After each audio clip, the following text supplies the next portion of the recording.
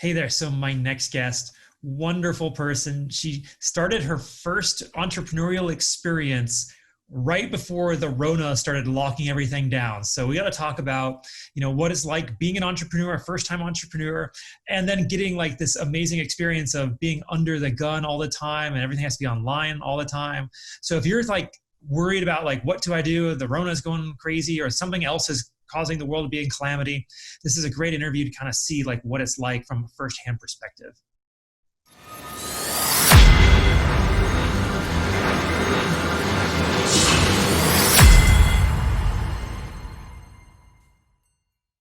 Hey there, everybody. Welcome back to the Gamerpreneur podcast. I'm your host, Dr. Bradford Carlton. Today I have a very special guest with us. I have Jenna Chevier. Hey there, Jenna. How's it going? Hey, Bradford. How are you today? Oh, it's a beautiful sunny day in Las Vegas. How about yourself? It's pretty sunny and a little bit cooler today in Western New York, so we're happy for that. All right. So, Jenna, I want to jump straight into it. Can you just begin by telling us a little bit about yourself? So I'm a mom first and foremost. I have about 20 plus years in customer service management and corporate management. And I just recently launched my own business where I do event and media management for people. So really excited to be an entrepreneur finally after 20 years. Absolutely. Right on. So I'm going to start. I want to ask you all about that. But before I do, I'm going to ask you the same question I ask everybody else. So on a scale of 1 to 10, 10 being high, how weird are you, Jenna? Oh, I'm probably like a 12 or a 13. Why is that? You know what? I have been that closet nerd because I grew up in a very small town where it really wasn't a thing for girls to be into. So I've been doing D&D and Magic the Gathering probably since I was 14. I love conventions, whether it's superhero, wizard world, gaming conventions. I'm all about it. And I have so much useless knowledge of pop culture and TV. It's ridiculous. Funny thing is, you're not that weird if you look at the gaming space. You know what? It's really coming into its own, and I'm super, super excited about it. It only took a few decades to really become mainstream. Absolutely. I understand. 12 years ago, I would never put my Warcraft experience on my resume, and today I'd consider it. That's great. All right. So this is the Gamerpreneur. So I do need gaming cred from you. You kind of gave me a little bit. When did you first start playing video games? I would probably say 5, 6 years old. I was only child, and my parents bought me a Nintendo to kind of give me something to do after school because I was always really good about getting my homework done and pretty quiet kid. So yeah, Atari and Nintendo were really the breakout, and it's been pretty steady through my life since then. I love it. Breakout was a fantastic game. Yeah, absolutely. Oh, little gaming humor. So how did it progress? Like obviously you started kind of with the Nintendo, but has it just gone along through the years, and where are you at now? Yeah, I've pretty much followed along through. There's been some stops and in turns in life depending on how busy I've been. And I'll be honest, the times where I'm so busy where I can't game is terrible because gaming is such a release for me. Now it's pretty much just recreational, and that's okay because I love recreational. I absolutely live by my PS4, and I love classic RPG sagas, so Final Fantasy, Tales of, Valkyrie Profile. These are all classic, game modes that I really just kind of dive into when I need a break. I've been a WoWer before, and I love it. I have to hold myself back from getting into it because sometimes I get into it a little too much. So, but yeah, I really love that either PvP or PvE interaction. I'm right there with you with WoW. Every time I start playing WoW again, I end up leading a guild. I'm like, how'd this happen? Exactly. All right. So what are you playing now? I'm actually doing a replay through probably like my 5th or 6th time through Final Fantasy X and X-2 and Tales of Xillia and Xillia 2. they're two of my favorite combos. They're fun. The game mechanics are really easy and they work really well. The storylines are great. So it's kind of getting a little bit of a TV show at the same time that I'm playing. And, I always throw in a couple, hours here and there of some good Mortal Kombat and Injustice when I can. I love it. All right. Favorite game of all time? That is so hard for me. I'd actually have to go out there and say Gauntlet Legends.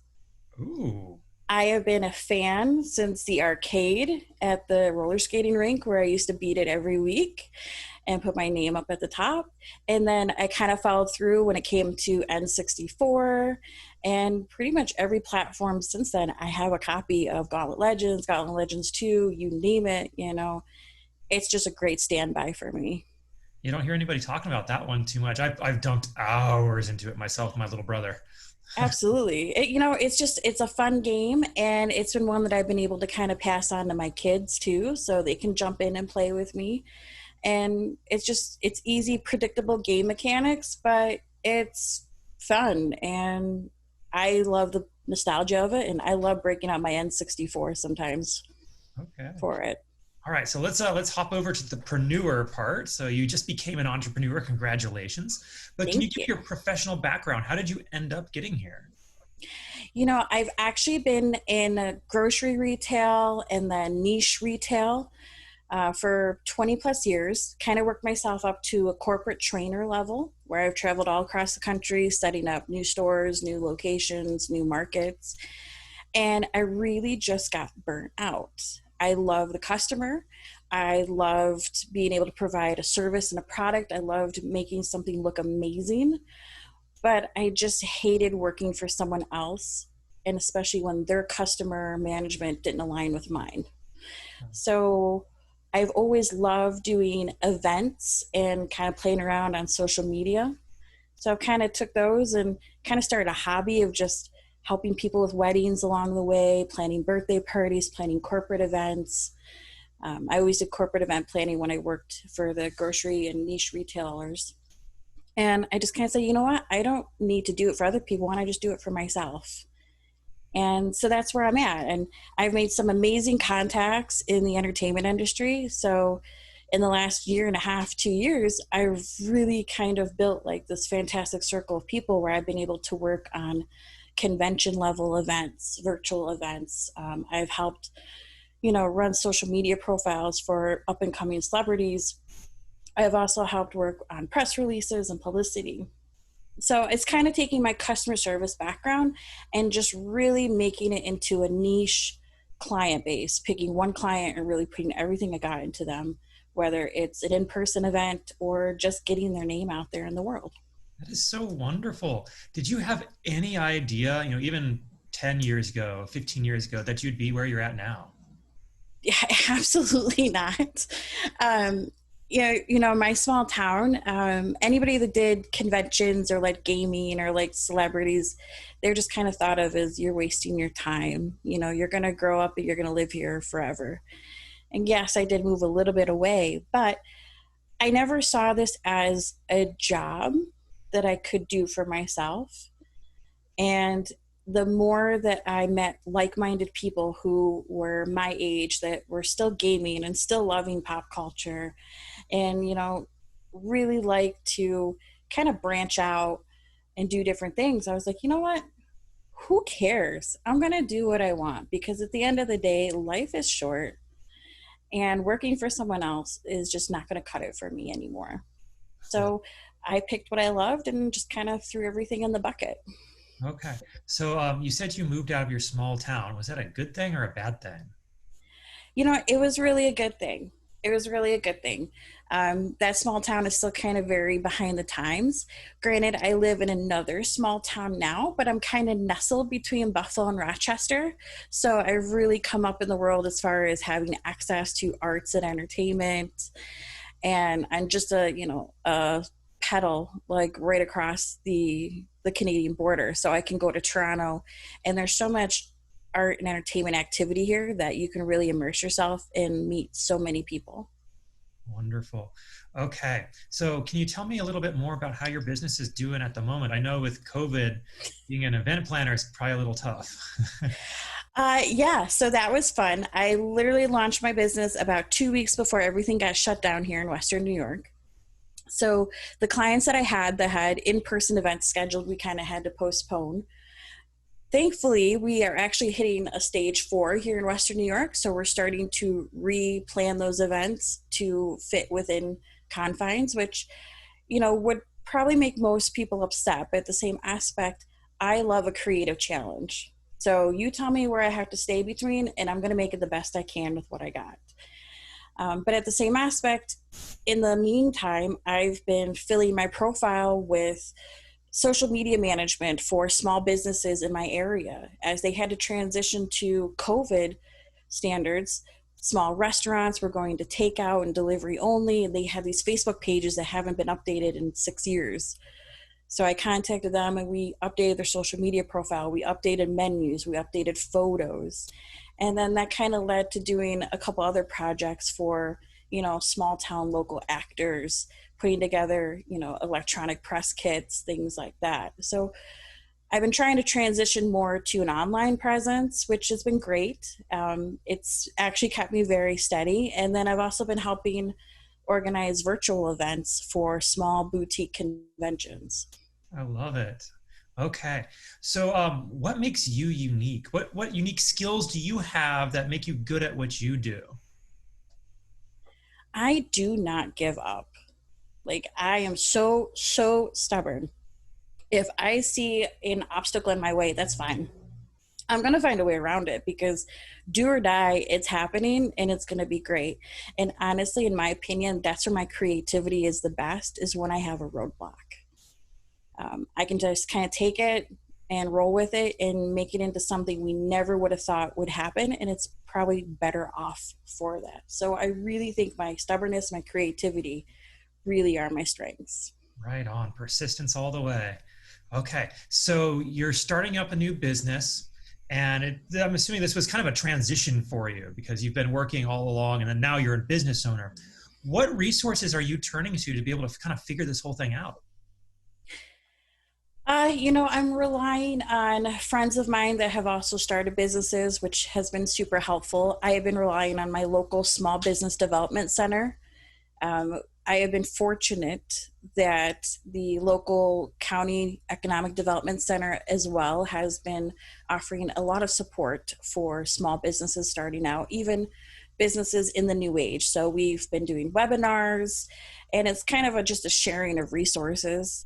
And I always, always, always advocate to read a book of self help to keep you motivated. I'm a huge fan of finding the next, you know, fish book or whatnot to keep me motivated in the mindset for success. And I think that really is what keeps me going, and just reaching out to all the local resources for businesses. I'm going to do a very cheap plug for my book, The Warcraft of Business. thegamerpreneur.com/book. Love it. All right. So, how does it work as an event planner, someone who's doing brand building online? How are you actually making money? How do you charge people? Well, I do custom charges for my clients based on what they're looking at.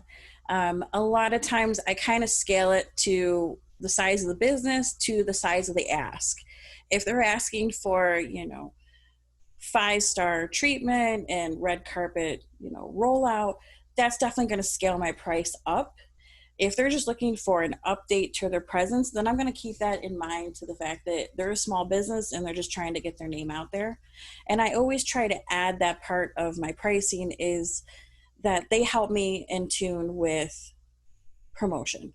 So if you're going to use me, part of my pricing is you promote me, put my name somewhere, whether it's on your menu or your business card or a flyer in your store or on your website.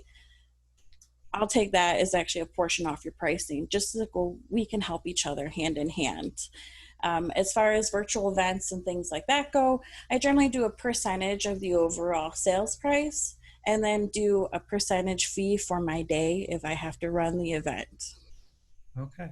The first time you had to ask for a big number, were you a little nervous? Oh, super, super, super nervous.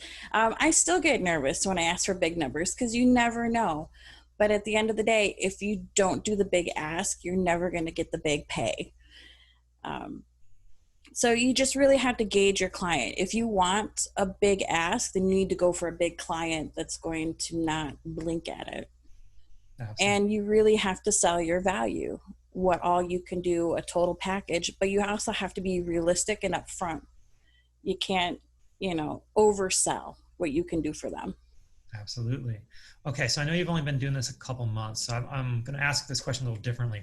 If you could go back 20 years when you were first starting your career in customer service, and you could talk to little Jenna back then, and you go, little Jenna, this is everything that's going to happen to you over the years, and like this is where you're going to end up. But here's the one thing you need to know in order to just explode your success along the way. What would you say? Don't settle. Don't settle for the status quo. Okay. That's really the biggest advice for me is don't do what everyone else is expecting you to do. Take a chance. All right. Now, for somebody who wants to get into the event planning, brand building kind of world, what advice would you have for somebody there? Network, make contacts. I would literally say 80% of the success I've had so far, even just getting my business set up, is networking, not being afraid to make a brand for yourself and show it to the world. I've literally made my brand off of being what people have dubbed me as the purple lady when I go to Wizard World events. They just know. They look for me. I wear a purple shirt. I have a purple fascinator on. I'm goofy, I'm silly. I just be myself authentically 100% of the time, but I make that my brand and I use that to open doors. I am not afraid to talk to the next person's boss. You know, it's just about having an open communication with everyone you meet. And just remember that the next person you meet could be your next client. So talk with respect, talk with kindness. Wonderful. So, I mean, really just networking, put yourself out there. That's the biggest thing for me. Okay. What advice would you have for somebody building a brand? What does it mean to have a brand? It's something that's recognizable. It's when someone looks at your brand, they know it's you and they know it's your brand. They're both together and they know what to expect from you and they know where to go to get it. So you want to create trust in yourself and trust in your brand. Um, you don't want to be, the next brown can on the shelf. You want to be, maybe the one with the pink label on the shelf. You want to stand out, but you also want to have integrity. So that's your brand. Okay. Where do you see your business in 5 years? I would love to see me at a point where I am hosting large conventions on my own. I've worked with some smaller conventions in the local area. I've worked on some smaller conventions, across the country and even internationally in Canada. But I would love to host my own crazy convention. And I have so many convention ideas, it's ridiculous. I Okay. can't even nail down one. But one day I would like to have my brand running my own boutique convention my way. Okay. Can we talk about conventions for a second? What are like the steps or what do you need in order to have a convention? Because I'm sitting here like someday in the near future, I'm going to have Gamerpreneur Con, right? Well, I mean, I'd love to say you can just, a wing and a prayer, you can do it. And I've seen so many people do it. You need some sort of capital. You can start off small and not need much capital, but you are going to need some capital. But you need a niche. You need something that people are going to want to go to. You're going to need your audience and you're going to need a very strong advertising presence, whether it's going to be social media, word of mouth. I mean, really nowadays, social media is king. So you need to make sure your audience is there, Twitter, Facebook, Instagram, and you have great content that you can offer and a great price.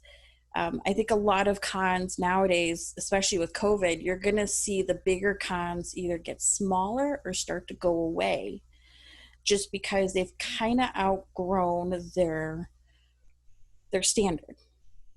Prices have gone up, but yet interactions have gone down. People really look for quality interactions when they go to a convention. So really, if you want to do a convention, I suggest anyone go for a boutique style, max out 200 to 400 people maximum. The smaller the better, and really deliver quality interaction for your customers. And that's where you're going to get repeat business.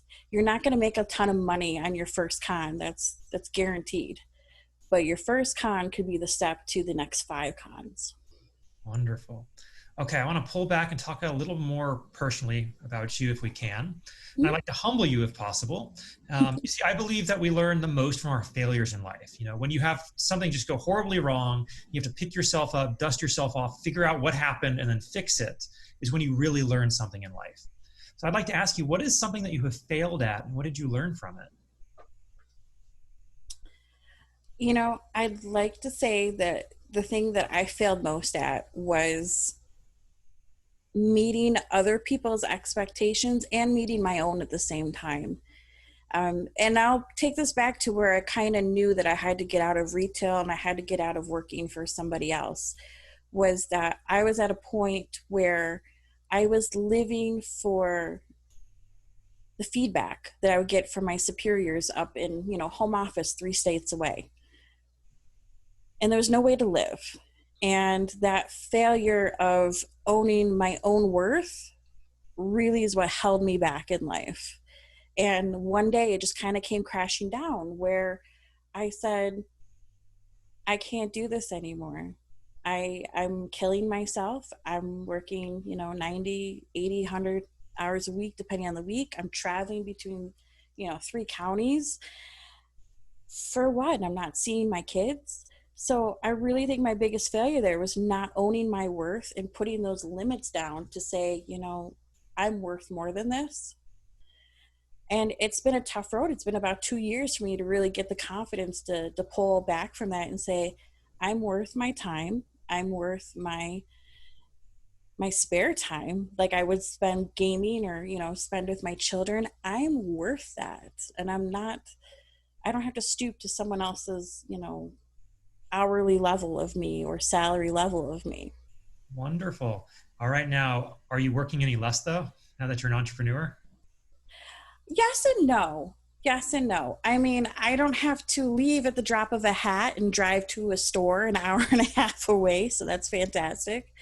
I'm always somehow connected through social media, but I've been learning to put limits and, turn my notifications off and, put up a barrier and say, hey, you know what, Saturday, we're just not going to do this today. If it's not a 911 emergency, which really, if it's social media, it's not. It can wait till tomorrow. It's all right. But I'm working more, but I feel like it's more quality and it's more development into me. Even if I'm not working on, a specific project for someone else, I'm using that time that I would work for a project and doing self-development and working on, numerous certification courses, like, WordPress certification or, just small things here and there. But it's quality time where I don't think that time was quality before. Wonderful. Okay. What is something you're working to improve on in yourself today? Focus. It's been a fun transition going from working in a store to in a corporate environment to then working from home. And then with COVID, I've had my kids home since March. I've had my husband who got laid off. He's home. I have my father who lives with us. So he's home and retired. There's a lot of people. So focus, finding a place that's just for me. That's been a priority, and that's been something I've been learning. See, another name for all the people in your house are called interns. You know what? I'd probably say one of my sons is great for that. He's been working on helping me design some graphics and things like that because he's more artsy without the help of a computer than I am. But yeah, so I mean, really kind of, focusing on what I'm doing, focusing my time, and then focusing the time I spend on other things like my family and my other personal items and really carving that time out for me. Wonderful. All right. So another kind of fun question. What is something that people misunderstand about you the first time they meet you? You know what? I think people, they either misunderstand or they they don't expect me to have the connections that I do. I've seen people come up to me and say, "Oh yeah, okay, sure, you could do this. Yeah, you know this person, sure." No, I do. I got this. Because I have fun and I'm kind of out there and I'm kind of silly. And I think people misunderstand the fact that, I do take my networking very seriously and I have really harnessed it over the last few years. Even before doing events, I've made those industry contacts just, working regular events through my previous jobs. And people misunderstand the fact that I do have that client base. All it takes is a phone call. So it sometimes it's just having that conversation with people to understand that I know my business is new, but I got you. Don't worry. I'm right there with you. This whole the whole program, the Gamerpreneur, I came into a space that no one knows who I am. And I've got clients, lots of money, lots of business around the world kind of stuff. And they're like, how many followers do you have? Look at my resume. And you know what? It's followers are not the end all and be all. And that's a big thing I try to help clients understand that, we can update your social media profiles. You can be out there, you can be getting traction. It doesn't mean your followers are going to track with you. Pay more attention to your content. Yeah. Yeah. Followers don't equal dollars. No, they do not. Okay. Jenna, this has been fantastic. How do people find you? Where are you at on social media? Actually, right now, you guys can just kind of reach me at my regular Twitter. That's Jenna Mac 327.